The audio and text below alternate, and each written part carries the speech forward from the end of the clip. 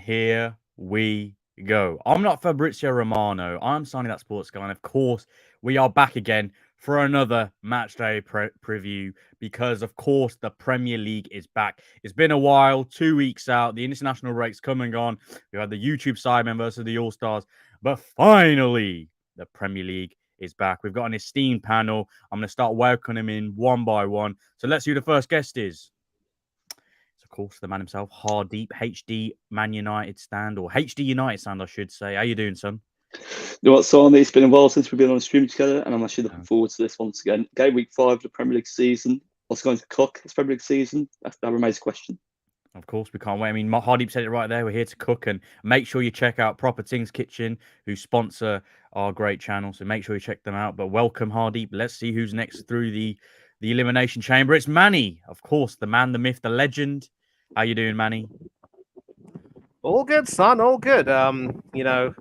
Just going through things and just making sure that I've got enough energy to come on this little stream.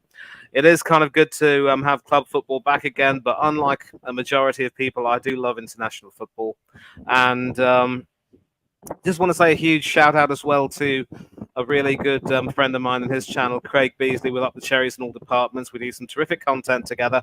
Yesterday, I think today, if you check out the channel, there should be an episode of our usual cherry picking series where we talk about the international break and also discuss all things Bournemouth in the run up to their game against Chelsea this weekend. So should be interesting for the Cherries. And of course, Arsenal, it's winner Goodison or bust.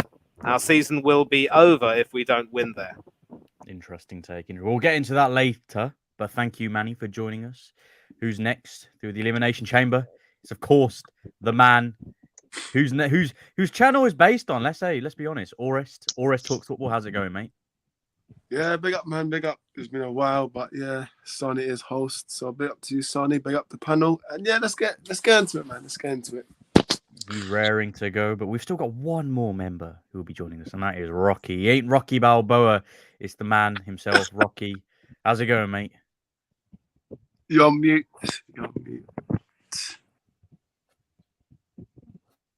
Speak now. Is it working now? Yeah, we can hear you now. Yeah, we can hear you.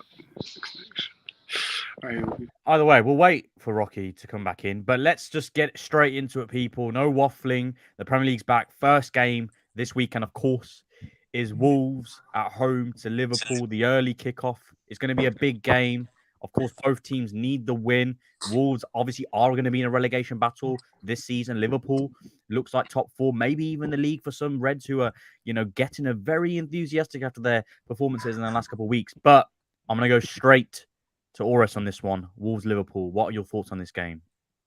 Yeah, I think after looking at Wolves recently, I don't think they've looked impressive. But Liverpool, obviously, with the midfield reinforcements with, obviously, Gravenberch, I think they've really sorted out the midfield for me. And I do think Liverpool will win this 2-1 for me. Wolves, I don't know. They haven't been showing no fight. But the first game, obviously, Old Trafford, they deserve to get something. But Wolves, for me, I haven't been impressed by them. But yeah, I'm gonna go with a Liverpool win for me, 2-1. 2-1. Do you echo that, Hardeep? It's in your neck of the woods, to be fair, Molyneux. What do you reckon?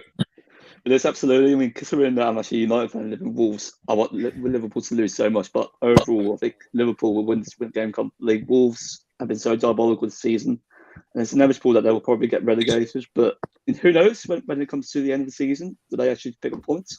Potentially, but I think Liverpool, with their reinforced midfield, given how it's rejuvenated, like if you look at the likes of Gapco as well in the attack as well, who provide that service, he would have his score. Nunes, he looks absolutely incredible, but ultimately in the midfield, I think with likes of McAllister, Szoboszlai, and also Gravenberch, and also Endo, it's been a decent sign so far. But I think with Liverpool, it needs to be consistent. So I'm actually going to go for 2-0 Liverpool then. Yeah, I think you've mentioned the midfield, obviously, the likes of Szoboszlai, Gakpo, who can play there, McAllister, Endo. It's looking like a pretty decent midfield. I mean, Manny, do you think Liverpool have that midfield that not only will make them pull off a result at Wolves, but maybe even go deeper in other competitions, including the Premier League this season because of that midfield? Well, it's a bit too early to say how far they'll go in other competitions, but one thing which we should at least be willing to acknowledge is that all this talk about how Liverpool are no longer going to be the same force they were with several players gone, I think we can, start to kiss that goodbye, because their performance, of course, against an Aston Villa team that were expected to be a lot more in terms of sterner opposition was quite impressive. I thought, Szoboszlai obviously has his mention, and he was quite outstanding, of course, in that game. And the only issue that could possibly happen is, of course, the Newcastle game didn't come without some cost. Of course, Virgil van Dijk ended up getting sent off and quite rightly suspended for his behaviour, which was pretty nailed on. I wouldn't say diabolical because that might sound a little bit harsh, but it was still very unfitting for a guy of his experience who's played in the Premiership for as long as he has. And there will still be some doubts about Trent Alexander-Arnold. He was, of course, very lucky to have avoided being sent off in that game. And their midfield doesn't seem to be causing too many problems, and their strike force with Darwin Núñez back in the picture and scoring goals also. Well, I mean, he could either start and do well or do well as an impact sub. And I think, Núñez, Gakpo, Salah between them, it might be a little bit too presumptuous to say that Salah has rediscovered his mojo. But, he's certainly looking a lot more focused. And I think the whole Saudi talk has, made him realize that he needs to be playing and wants to be playing at the level that he is, which is, of course, at Liverpool. I think it's fair to say that he doesn't even want to countenance going to a Saudi league, which is effectively, for all of the publicity surrounding it, nothing more than a retirement league. So the only worries Liverpool have, as I said, are going to be with the defence because, again, I think you mentioned in a reel, Sani, that Virgil van Dijk is starting to decline a little bit, and he certainly wasn't the same after that knee injury that he suffered, ironically, at the hands of Everton and England goalkeeper Jordan Pickford. So if he's starting to lose form, then the defence will need to have a lot of reshuffling, especially with Konate also being doubtful. But again, it's too early to say if they will go very far in other competitions. And of course, the Europa League is a competition that they will be expected to win to, make up for the disappointment of missing out on the Champions League. As far as this game is concerned, this has an easy Liverpool win written all over it because I think Hardeep said it. Wolves are going to show a little bit of fight. I wouldn't say necessarily that they're diabolical, but this season, of course, the deck has been heavily stacked against them with a lot of the problems that saw Lopetegui leaving the club. This might actually be a much more convincing win than what the boys have suggested. I'm going to go with a 3-0 win because I don't even know where Wolves are going to score their goals, to be frank.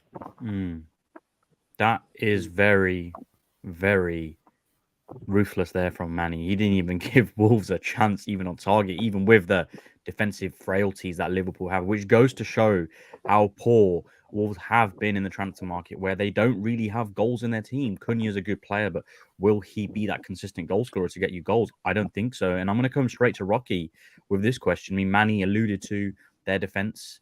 Do you think Wolves can get at their defense? I mean, in the Man United game, first game of the season, yes, fine.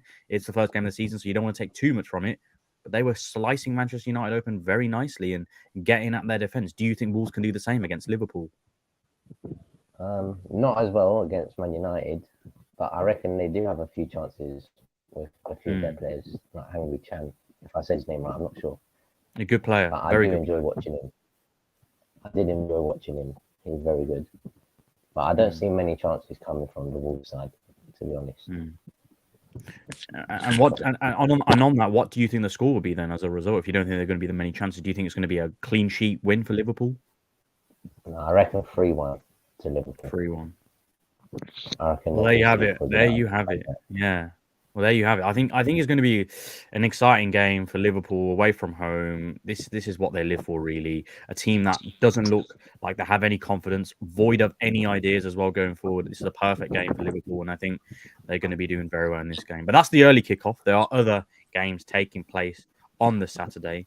And the next game that we will be talking about is, of course, Aston Villa at home to Crystal Palace. Villa, who Manny did mention, were meant to be providing a more stern test to the so-called bigger sides in the league, but that has remained to be seen thus far, and it has not come to fruition. But I'm going to come to Orest on this one. Villa Palace.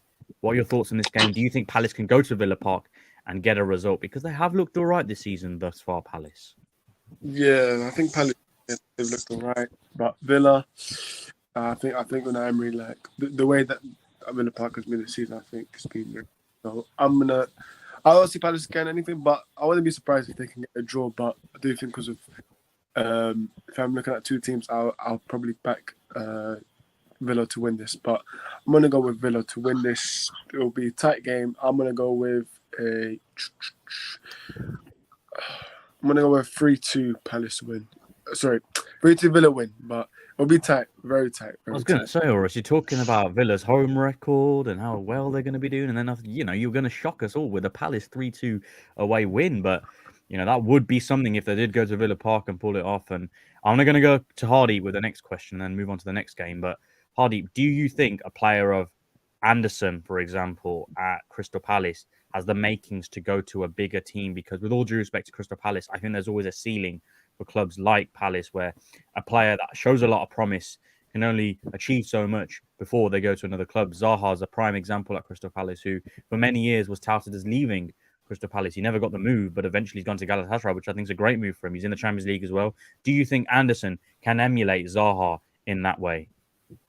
Without a doubt, absolutely. If you look at Anderson, he's definitely one of the most established Premier League centre-backs in the Premier League. His consistency in performances has been absolutely incredible for Crystal Palace and Hojlund. And I think ultimately, throughout the past couple of years at Crystal Palace, it's been an outstanding servant for them. And I think if he wants to actually stay, why not stay? Although you never know whether the temptation of a potential great club, whether that's in the Premier League in Europe, that could possibly tempt him away from Selhurst Park. But ultimately, I think for now he's going to stay at Crystal Palace, and I can see him being a really, really huge captain for them.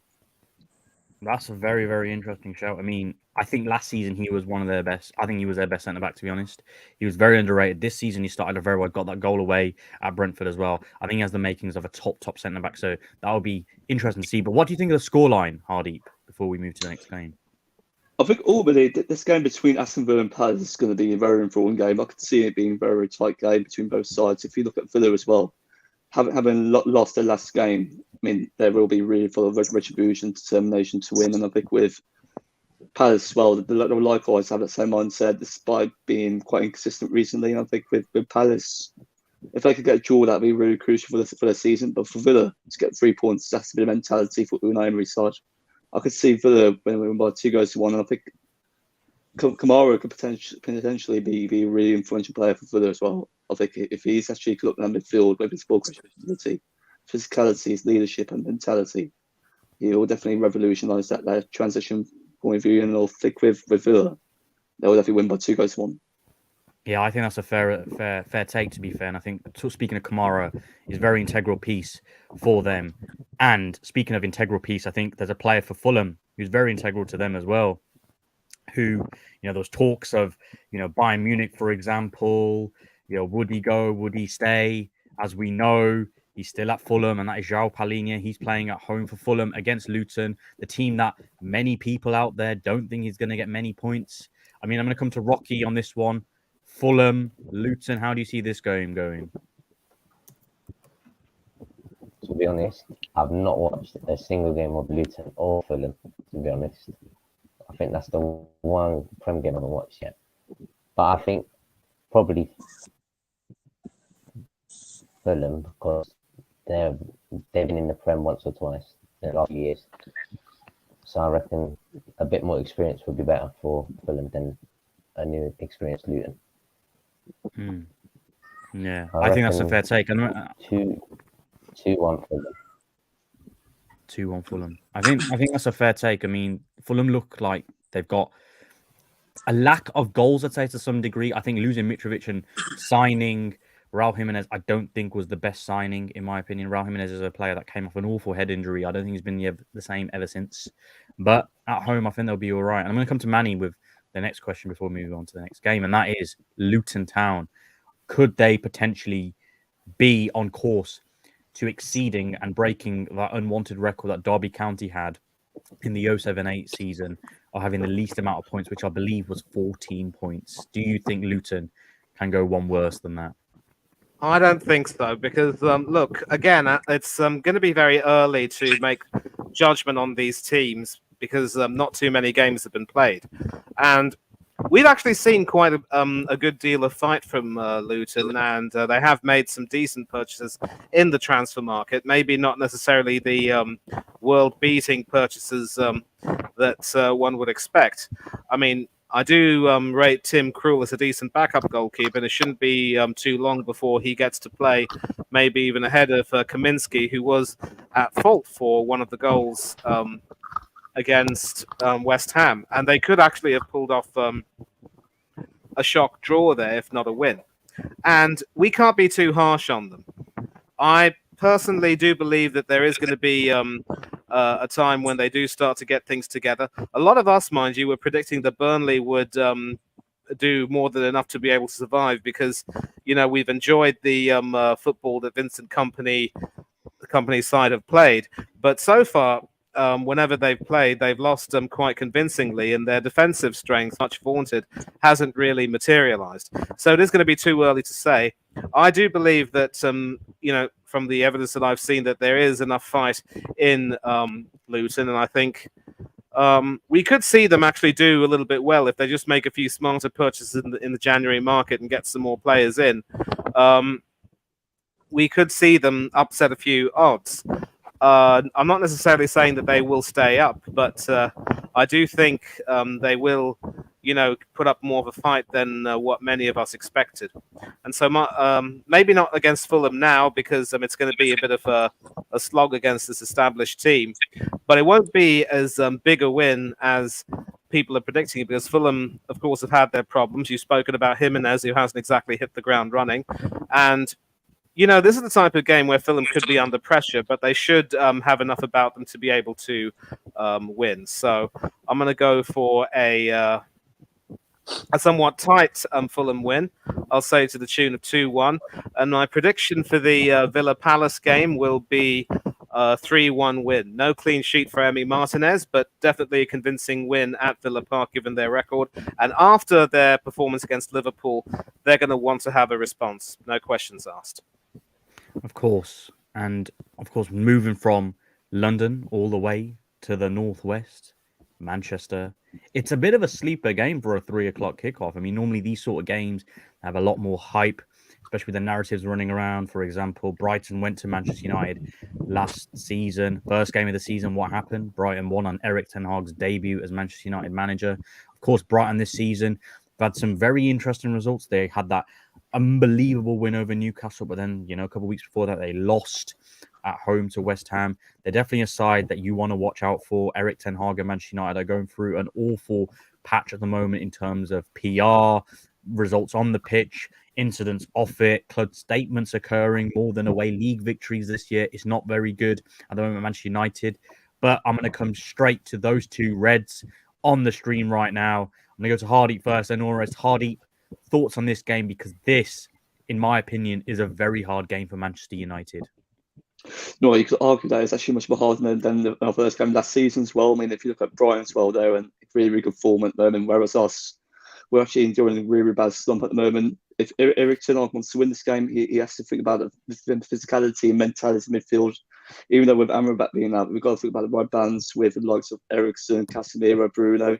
Could that potentially work against Brighton's midfield, which is full of technicality, enthusiasm, and strength, and also potentially really good structure in how to play? Brighton's midfield, when it comes from building out of the back, it's really outstanding. And I think ultimately, if we want to actually win this game, it's about isolating that midfield. If we don't isolate the midfield, we aren't going to get the 3 points. It's simple as that. And ultimately, from United's point of view, given what's actually happened off the pitch, i.e. PR, the incident with Sancho, i.e. Anthony as well, It's absolutely abysmal situation. I think with what's actually occurring right now, so much unrest. And if we don't win this game, it's going to be a really, really, really poor season for us. We got to win.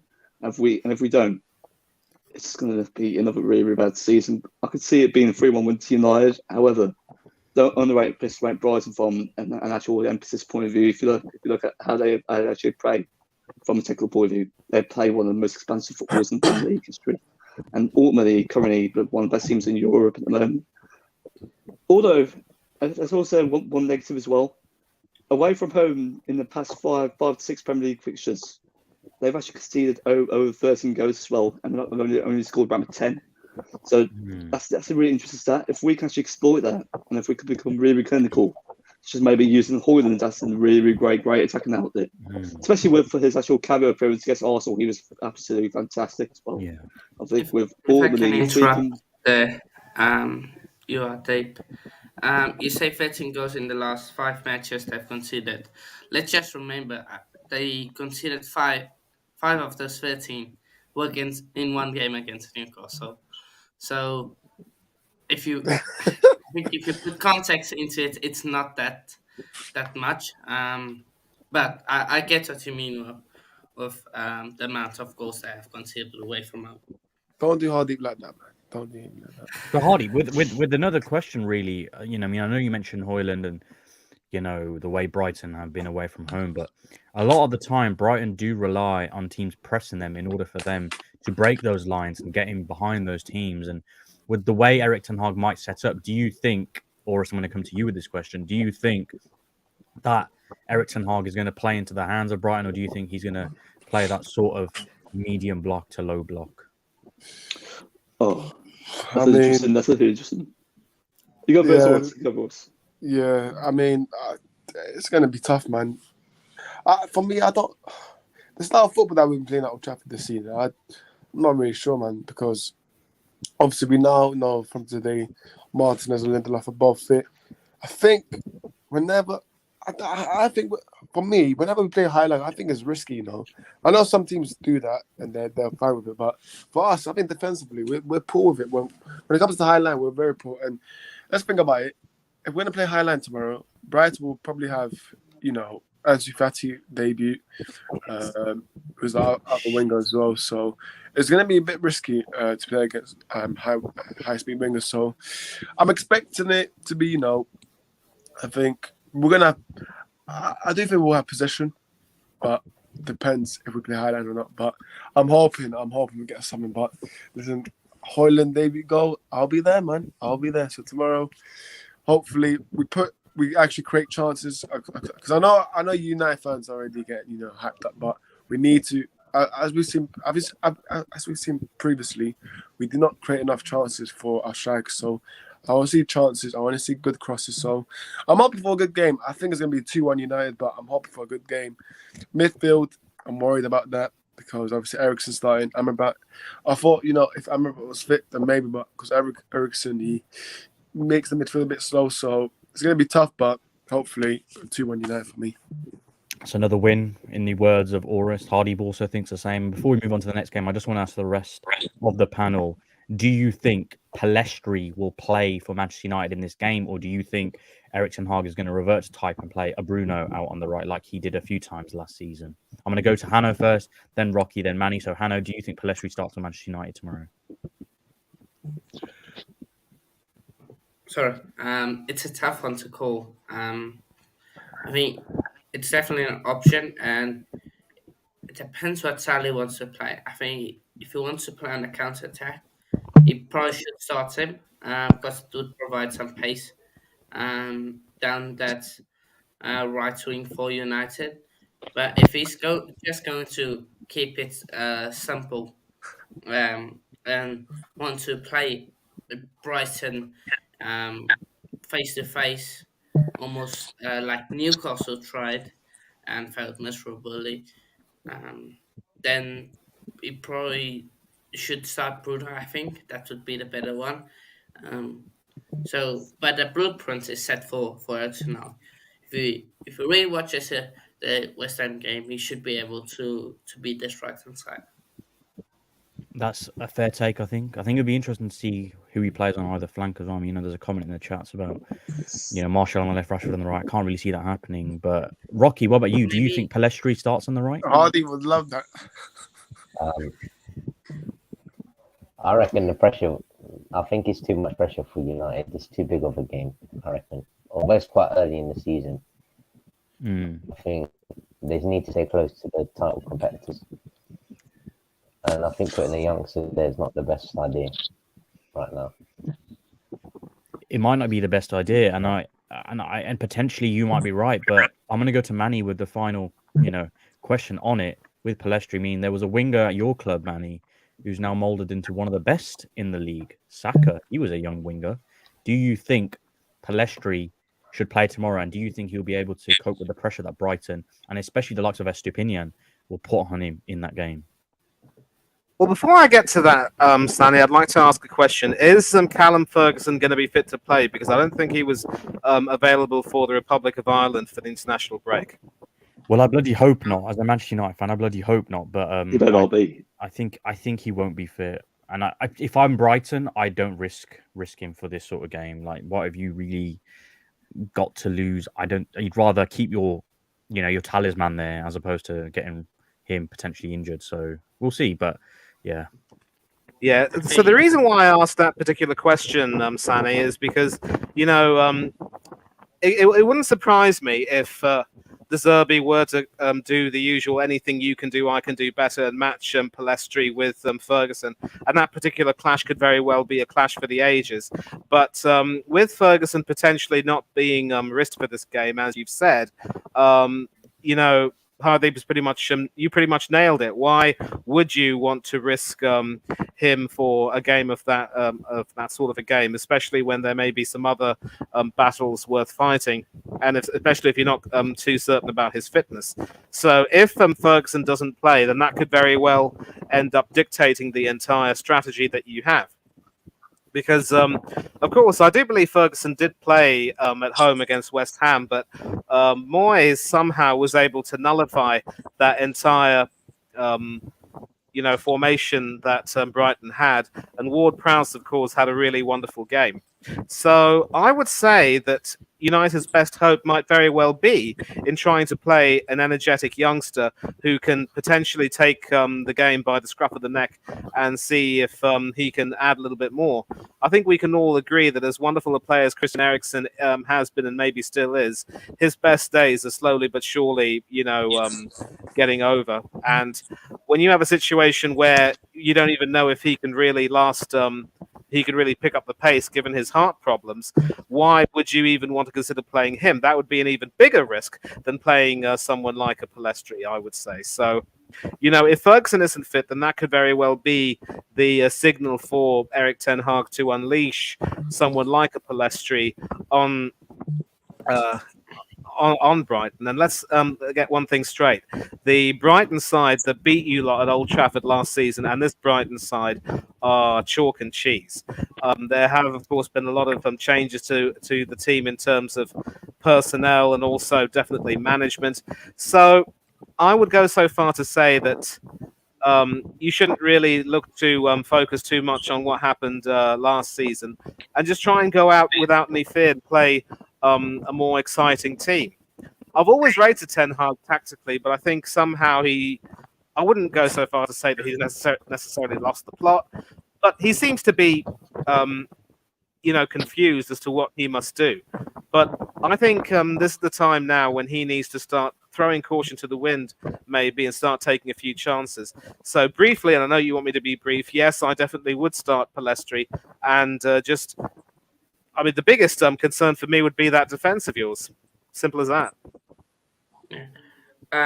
Just for another young way, guys got Garnacho, maybe right thing? No, I don't think so. No, not for me. Not for me. Do not play Garnacho on the right. Do not play Rashford on the right either. Because I was joking about that in the comment. Do not do that. But yeah, I don't think you even start Garnacho. I mean, this isn't because of the Wolves game. Last season was the same. This season, he's not ready to be a starter yet. He's a perfect impact player. That's what he is. But speaking of impact, Spurs have had quite an impact with their manager. He's just been named Premier League Manager of the Month. I Of course, James Oh. Maddison came in as well. James Maddison, everyone was talking about, will he do it? Won't he do it? There's no Harry Kane. He's been performing magnificently for them. I'm pretty sure he got Premier League Player of the Month as well. So double trouble for Spurs. I think this is going to be a very brief preview for this game because I'm going to come to Rocky first on it. Spurs, Sheffield United. There's going to be one winner surely on this game. Yeah, Sheffield United to win. No, I'm only joking. Yeah, Tottenham to win. By the way, their keepers are amazing, but their new keeper's quite very good, I think. Vicario, something like that. Yeah, that's it. Yeah, I think he's done a very good shift for Tottenham right now as well. But yeah, James Maddison's had a good impact as well on Tottenham as well. I reckon 2-0 Tottenham. 2-0 Tottenham. And before we move on to the next game, I just want to ask another question to you, Rocky, and that is James Maddison. Do you think Gareth Southgate should play him for England, or do you think it's just a case of there's just too many quality players at England at the moment in the setup that he just unfortunately won't be making a starting 11, just like someone like Jack Grealish, who has a bundles amount of quality, but just cannot make it into the starting 11 because of the team that we have, the players that we have, and the system that we play? Do you think Maddison is not going to be starting for Southgate, or do you think they should be starting him? I think he should get the chance to play, but I think there's too many quality players on that pitch right now, such as Hojlund and other players in the midfield. There's a lot in that attacking midfield area as well. It's not like there's just one or two players. You still got Southgate's favourites like Mason Mount and others. We don't talk about Mason Mount here. That's horrible. No. We don't talk about, but what we need to talk about is another sleeper of a game, another 3:00 kickoff. West Ham at home to City. There's a bit of context with West Ham. Of course, they lost Declan Rice. Everyone was looking at that transfer business because they didn't have any and thinking, oh, they might struggle this year. They've brought in some absolute fantastic players. James Ward-Prowse, Alvarez, for example, Kudos as well, who hasn't played for him yet, but he will be a special player. Now, West Ham at home to City, who are, I think, champions of Europe, champions of England, champions of the Cup as well, the treble. I don't need to speak too much about them. They look pretty good this year as well, from very shrewd signings as well, the likes of Doku, Gvardiol, Kovacic as well, smart signings. But I'm going to come to Manny on this one. West Ham at home to City. Do you think West Ham can upset the upper cart and get a result against Man City? Nope, it's not even a question worth asking, because one thing which City have done, which they couldn't quite do last season, is make sure that they are ruthless enough to avoid making the same mistakes they made, which let Arsenal in with the chance. And of course, it must be said that last season, because of the World Cup, because of Her Majesty's sad passing, there were so many disruptions which worked against City at the time and worked in our favour. But this time around, it's business as usual. I really don't see anything stopping them. And West Ham, of course, have really surprised a lot of people this season, especially with the way they've been playing and the signings they've somehow managed to make, which have been last minute. But Ward-Prowse has literally been the one carrying that team. And Noble as well has also proven what a noble player he is. But up against City, whatever team they put out, they're going to make sure that they avoid making the same mistakes they made against teams like West Ham, which could potentially have been banana skins. I don't care if West Ham also won a European trophy last season or in the Europa League. I don't see this being anything but a routine Manchester City win. Goodbye to West Ham's unbeaten record. Your bubble's about to be burst, boys. And other predictions. Manchester United to beat Brighton 2-1. And did I miss another game in between? Spurs to beat Sheffield United 2-0. There you have it. And before we move on to the next game, I want to ask Hanno, West Ham City, how do you see this game going? Do you think it's going to be routine like Manny says?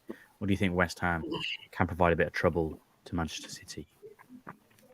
I think West Ham will provide trouble, but I think City's class will just outshine them at the end of the day, and they will put up a few good scores. Look, City's quality will shine at the end of the day. West Ham might travel them for a few minutes, but I'm going 3-1 City. Just the quality close at the end of the day will shine in that second half. Of course, and it's already looking imperious for the rest of the Premier League with the way Man City are moving. But Newcastle Brentford, it's a bit of a weird game. This is because Brentford, for example, for those of you that might not know, 14 games unbeaten in the league, obviously stretching back to the previous season. It's a pretty decent run, if you ask me, away from home, that is. So they're doing all right, Brentford. But of course, Newcastle, they didn't have a great couple of games start the season. It was a very tough run. They had that obviously first, win of the season against Villa at home in the first 8, but then tough fixtures. They had the likes of City, for example, Liverpool, Brighton. Not easy, but now they have to win this game, especially with Champions League around the corner. They need some confidence. Hardeep, do you think Newcastle can beat Brentford in this game? Yes, without a doubt, yes. I mean, obviously, with Newcastle this season, it's been quite questionable considering their poor start to the season. But can they beat them? Absolutely. I think Brentford are really, really traditionally expansive side as well, especially under Frank as well. Frank's a really fantastic manager as well. And I think with Eddie Howe right now, he's having under intense pressure. If you look at the physicality in midfield, I think that's ultimately the main positive with regards to Newcastle midfield. Really transitional, and also can they have that mentality to win? I think they've got a really good style player, they've got a really good manager, and ultimately they've got better players. I could see them winning by 4 goals to 2. Oof, that's not routine because Newcastle haven't actually scored 4 goals this season. I'm joking, they actually scored 5 against Villa. But at home is a difficult place to go, St James's Park. I mean, Orest, you echo what Hardeep says. Do you think it's going to be not an obliteration, but a bit of a goal fest? Let's put it that way. Yeah, I think so. I think so as well. I think Newcastle, I know there's people saying that should be questioned Eddie Howe, but I don't think so. Obviously, he's had tough games in, but I think now these kinds of games, they need to start winning, getting some wins now, because obviously people know about the Champions League group. I mean, yeah, that's The group for death. itself, the group death. But Newcastle, against Brentford, I expect Newcastle to win this at least by 3-0 for me. So yeah, I do expect Newcastle to win this game. Another comfortable win, I think, by the sounds of it. Before, obviously, we move on to the next games that take place on the weekend are on the Sunday. And I think there's only one person to really go to with this game. Of course, we have a resident Chelsea fan. Is Bournemouth at home to Chelsea? We have Hanno on the panel. And of course, before people do question, Chelsea have had an interesting season. People are doubting their transfer policy. I mean, a legend came out this week. I think it was Damien Duff who said this just isn't Chelsea. This isn't what Chelsea do. Or was it Gudjonsson? I can't remember. Don't quote me on that. Nevertheless, it's interesting. And Hanno, I'm not going to quote you, but you're completely wrong on both of them. It was Asmir Begovic, and I wouldn't There call you him a go. legend. Oh, yes, that's a There bit you go. yeah. Begovic. There you go.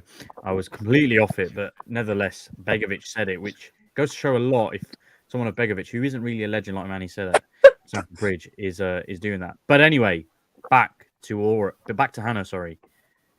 Thoughts on this game? Are Chelsea going to be back after that awful result at home to Forest, or do you think Bournemouth can pull a result because they've got some good players? I'm not confident.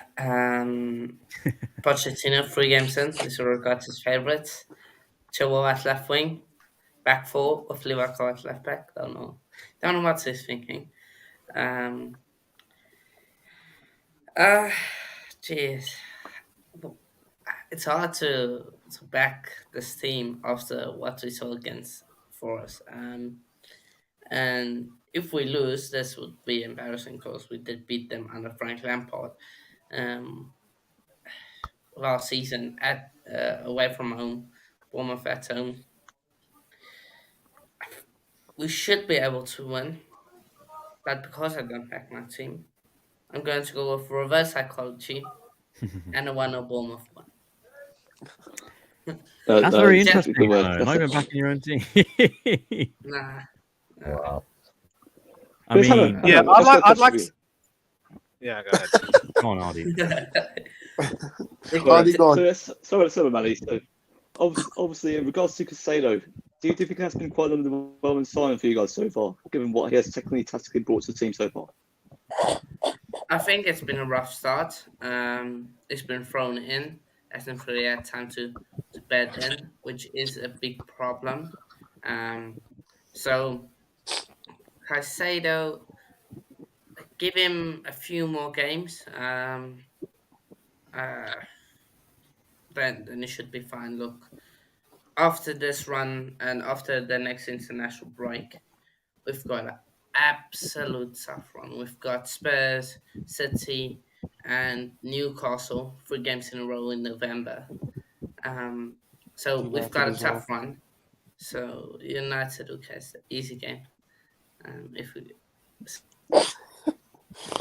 Well, I mean, no I chance. mean, of Glaze, anything. look at his wife now. His wife has gone. The Glaze took the.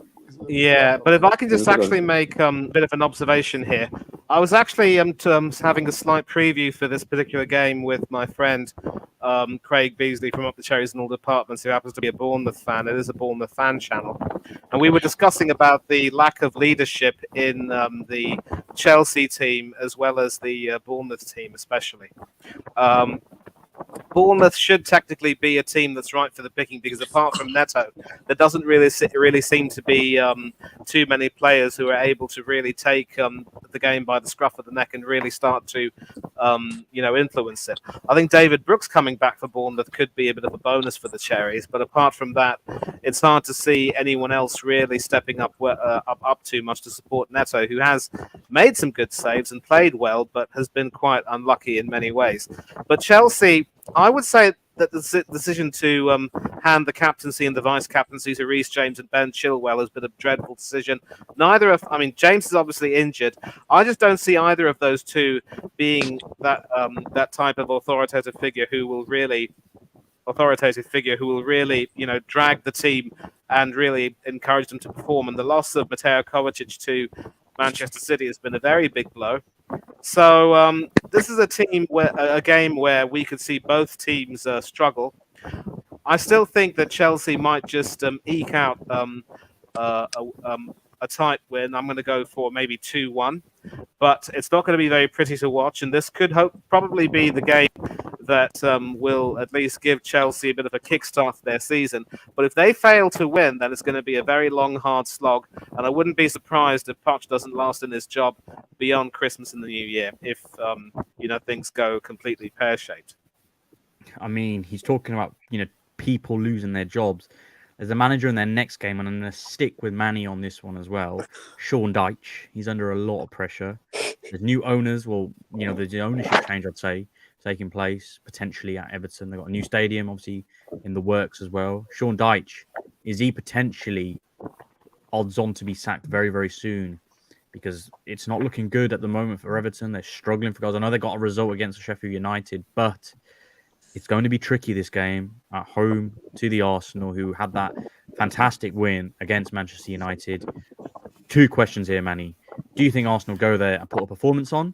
And secondly, do you think Sean Dyche might be sacked in the next couple of games if this continues? First of all, Sani, that performance against Manchester United was not fantastic. The ending was, and I'm sorry to have to, rub it in that way, but you lot had your chances to get the better of us. It was fine margins with the Garnacho goal. You were always going to be sharper on the counter attack, and our defense with the high line just wasn't able to counter it. And we got lucky as well with Rice's shot hitting, Johnny Evans and going in past Onana. And then when you lot tried to get an equaliser, you left yourselves short at the back. And the Messiah, Jesus, returned and scored. And we're going to Everton on the back of a dreadful statistic where we haven't won at Goodison since 2017. An absolutely disgusting record, mainly under Mikel Arteta, but also partially under Wenger and Unai Emery. And Dyche has also been the sort of manager who, for the most part, has had an Indian sign over Arteta and Arsenal. Of course, we did cream Dyche's Everton 4-0 at the Emirates, but not before we lost to them 1-0 at Goodison Park, which was Dyche's first game. And that, was a game where he had better players in his team, the likes of Cody and a few others who were able to play with the system he wanted, the 4-5-1. He's still using the 4-5-1, but who does he have for the goals? Hardly anyone. Calvert-Lewin's injured. Malpe has somehow gone to Brentford, a plum move for him, and Demarai Gray has got an even plumber move or whatever to the Middle East, where he's going to rake in the dosh. So goals are going to be hard to come by. And this team is also anatomically a lot weaker than the team which beat us last year. But we've got problems of our own. You were mentioning Bukayo Saka. There's talk about him possibly missing a few games with a lingering Achilles injury, which, according to all sources, was incurred last season. And so if Arteta had been playing Saka with an injury, then a plague on that man's house. How dare this idiot, and I'm sorry, but I have to say this, how dare this idiot have the nerve to justify playing Bukayo Saka frequently every week, saying that the best players are able to play games every week. So Saka has to, aspire to be that level, and Saka also wants to play. The best managers know when to rest some of their players, especially if they're showing signs of injury, the way Pep Guardiola did with Jackie Grealish, and the results were there for Grealish. For Grealish are there to see, everyone to see. Treble winner, and he put in some fine performances, some crucial performances, pivotal performances in many of the big games. That is how you treat players of that sort of talent, and Arteta has failed. And if we lose Saka, I really hope we don't lose him for this game, but if that also explains some of the below-par performances that he's been putting in, where a few moments of his usual quality have been offset by some lethargy and being unable to really hammer it home, then again, more fool Arteta. So we may not exactly be going in with a full-strength side ourselves. If we, hopefully, we can have most of our team fit, but it's not going to be easy for us either. We should be able to win this game because Everton are that shambolic. And as far as Dyche getting sacked is concerned, it is certainly a good shout. But it could very well be after the first 10 games if they haven't gotten anywhere near enough points they need, then the axe will certainly fall. The only question is, who would be ridiculous enough to go to that particular club in such turmoil? And with talk of there being a new stadium, how humiliating would that be if their first game at that new stadium would be in the Championship as opposed to the Premier League? So, to answer your question briefly, Dyche could very well be sacked, and if things don't improve. But it's not going to be easy for us. We should be able to win, but it won't be easy. And this is another prediction that I'm going to make, and I will be. You are more than welcome to click me up on this. If we fail to beat this Everton team at Goodison Park and end our hoodoo, we can kiss our chances of winning the Premiership goodbye. Manny, I'm sorry for the instruction. Obviously, with regards to Arteta's favouritism and also tactical decisions, could you potentially see him getting sacked at the end of the season? If we fail to improve on last season and if we actually suffer a decline, I genuinely hope that will happen. But for that, the fans are going to have to start realizing that the Emperor has no clothes. And it's not going to be easy to convince them because they're all in on it. You hear the chants, you hear the songs, you see them gormlessly going on that channel which will not be named and bigging up the manager, bigging up the team. Talking about them just gives me a migraine. I hope it happens because you just never know. Eventually, people will wake up like they did with Wenger. But the only problem is it might take a bit too much time. Time is of the essence, isn't that so? And then just a quick roundup before we move on to the last game. We go to Rocky first, then Hanno, then Hardy, Panorist. Sean Dyche, do you think he was going to be the first manager to get sacked in the Premier League? Yes or no? Yes, No. yes, absolutely. Who said no? Was that Rocky who said no? Yeah, I said no. I believe it was... It's just... Let me go first. Well, for me, Go for it. Go on, Rocky. Go for it, Rocky. Yeah, go for it. Go, mate. Go. It's just a Sean Dyche thing. He stayed so long at Burnley. Every season we thought he was going to get sacked until eventually he did. But it took so long for him to get sacked because he kept surviving and doing not a decent job, but an okay job to keep Burnley up. So they couldn't really sack him. But I reckon he could do the same with the Everton squad because I don't think there's much stronger than the Burnley side he had as well. I mean, weaker. Hmm. But This is I'm not difficult, sure. man. I'm not even sure myself. Not even sure. Another game that we're unsure about is the one on Monday, if I'm being honest with you. Nottingham Forest at home to Burnley. Nottingham Forest have been very good this season. I know they won away at Stamford Bridge, but they probably should have won at Old Trafford, if I'm being honest with you. They played very well away at the Emirates as well. But, as you remember why I say but, a few weeks ago there was a Carabao Cup game. Nottingham Forest at home to Burnley. Normally people were thinking, Burnley just coming from the Premier League, nothing really special here. Nottingham Forest playing all right, going to win. No, Burnley won. So this is going to be an interesting game Monday night. Although, yes, Forest are probably favourites. Can Burnley go to the City ground and get a result? Hardy, going to come to you first. No, absolutely not. I think they will probably get a draw at least. I mean, potentially a loss as well. If you look at Forest's home form, obviously. I mean, it's really been hit and miss recently. Can Burnley get a win? Depends on whether they're pragmatically defensively strong enough as well. If you look at the tacticality of, obviously, I think it's with a manager, Vince Company, it's been quite questionable at times as well. Can he transition his style from the Championship to the Premier League? Potentially not. He has got to adapt, and he's got to change his tactics. And I think with the result, I think it's going to be 1-1. Simple as that. 1-1, he says. Orest, what about you? What do you think of this game?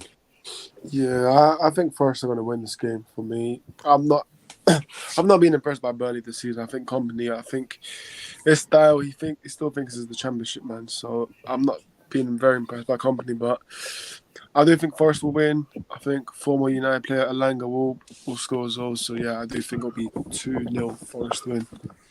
2-0 Forest win. And Hanno, what about you? Yeah, same 2-0 Forest, and I just expect them to be better almost now. But Burnley, I think they might put up a big fight. Decent. Rocky, how about yourself? Oh, is there? I reckon Forest should. No, he's not.